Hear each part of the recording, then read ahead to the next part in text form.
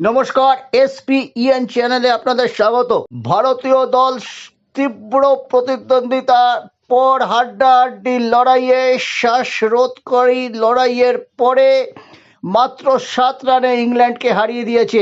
ভারতীয় দল প্রথমে ব্যাট করতে নেমে 253 রান তুলেছিল 7 উইকেট হারিয়ে। এর পুরোপুরি কৃতিত্ব চলতি বিশ্বকাপে প্রথম দিকে উপেক্ষিত সঞ্জু স্যামসন। তিনি 42 বলে 89 রান করেছেন। তিনি 100 রানও করতে পারতেন। এবং যাকে নিয়ে সবচেয়ে বেশি আলোচনা হয়েছিল, বলা হচ্ছিল ভারতের বাজি, সেই অভিষেক শর্মা। দেখা গেল বাইল্যাটারাল সিরিজ এক আর বিশ্বকাপের স্নায়ু যুদ্ধটা আলাদা। তিনি এদিনও ব্যর্থ। 7 বলে 9 রান করেছেন। ঈশান কিষান অভিষেক দ্রুত ফিরে যাওয়ার পরে নিশ্চয়ই একটা পার্টনারশিপ করেছেন স্যামসনের সাথে, 97 রান পার্টনারশিপ। এই যে ভারতের যে হাড্ডাহাড্ডি লড়াইয়ের পরে 250-র বেশি রান তুলে যে 7 রানে জিতলো, সেখানে প্রথম টার্নিং পয়েন্ট, ম্যাচের 3খানা টার্নিং পয়েন্ট আমি উল্লেখ করব। এর পরবর্তীকালে ভারত যে 253 করেছিল, 250 রানের গন্ডি পার হয়েছিল, তার জন্য 7 বলে তিলক ভার্মাকে 21 রানের যে ইনিংসটা, সেখানে একটা বিশাল ফ্যাক্টর। পাশাপাশি হার্দিক পান্ডিয়া 27 রান তিনি করেছেন 12 বলে। 27 আর 21 রান, এইটা যদি ওদের ব্যাট থেকে না আসতো, এই যে 48 রান যদি না আসতো 12 আর 17 19 বলে, তবে কিন্তু ভারতের রান 253 পৌঁছতো না। যতই প্রাথমিক ধাক্কা দিক ভারতীয় বোলাররাও কিন্তু টেনশনের মুহূর্তে খুব আলগা বল করেছে, যার ফলে ভারত সহজ ম্যাচ শক্ত করে জিতেছে। কিন্তু অ্যালার্মিং ভারতের বোলিং ইউনিটকে নিয়ে নিশ্চয়ই এই দিকটায় কাজ করতে হবে। বার্নি মার্কেলকে এবং গৌতম গম্ভীরকে তিনি দায় এড়াতে পারেন না। ভারতীয় বোলাররা স্নায়ু যুদ্ধ, এটা বিশ্বকাপের মঞ্চেও দেশের খেলা হচ্ছে, প্রত্যাশার প্রচুর চাপ। এখানে নাপটিকে ঠিক রাখতে হবে। তারা যদি সহজ পরিস্থিতি শক্ত করে তোলেন ইন্ডিয়ান বোলাররা। এবং আমি সূর্যকুমার যাদবের তীব্র সমালোচনা করব। শিবম দুবের মতো একটা অনিয়মিত bowler, he was not a first choice bowler. আমাদের ফার্স্ট চয়েস বোলার বলতে আমরা জসপ্রীত বুমরাকে জানি, আমরা হার্দিক পান্ডিয়াকে জানি, আমরা আর্শদীপ সিংকে জানি।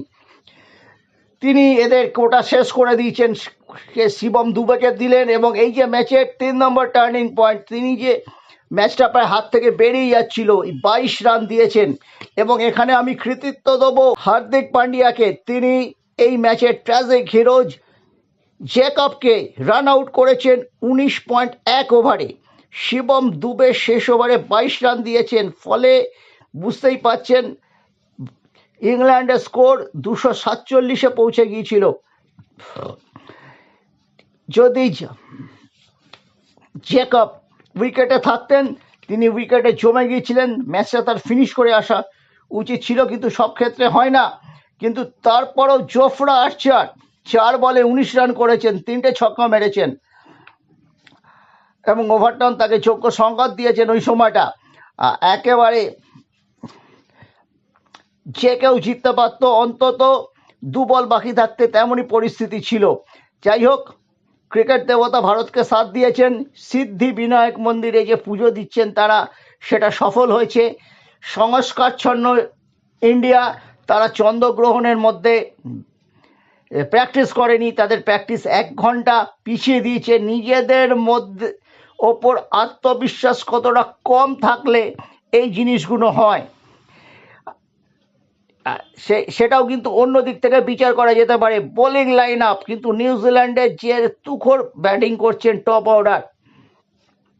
আমি রচিন রবীন্দ্রকে বলবো, আমি ফিনের কথা বলবো, আমি টিনের কথা বলবো, এবং টিন এবং টিম এবং ফিন জুটি ভারতকে কিন্তু ঝামেলায় ফেলে দেবে ফাইনালে। এবং একটা আহমেদাবাদের স্টেডিয়াম, খুব অপয়া মাঠ। নরেন্দ্র মোদী গত 12 বছর দেশের প্রধানমন্ত্রী আছেন, দেশটাকে যেরকম রসাতলে চলে গেছে, তেমনি এই নরেন্দ্র মোদী স্টেডিয়ামে ভারতীয় দল খেলতে নামলে তাদের ক্রিকেট খেলাটাই যেন ভুলে যান। তিনি যেভাবে দেশ চালাচ্ছেন সেভাবেই যেন দল পরিচালনা করেন কোচ আর অধিনায়করা।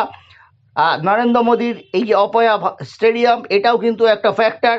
আমরা এখানে দক্ষিণ আফ্রিকার কাছে হেরেছি, যে দক্ষিণ আফ্রিকাকে দুর্মুষ করেছে নিউজিল্যান্ড আমাদের চোখের সামনে ইডেন গার্ডেন্সে। আমরা 23 সাল ভুলতে পারবো না, অস্ট্রেলিয়া হারিয়ে দিয়ে গিয়েছিল, 1 লাখ লোককে চুপ করিয়ে দিয়েছিল সেদিন। তাই জন্য যদি কেউ মনে করেন যে আমরা চ্যাম্পিয়ন হয়ে গেছি, প্রচুর বোমা ফেটেছে, মানুষ রাস্তায় বেরিয়েছে জাতীয় পতাকা নিয়ে, আবেগটা ভালো ক্রিকেটের জন্য, কিন্তু বাস্তবের মাটিতে ভারতের কাজ কিন্তু খুবই শক্ত। আগামী রবিবার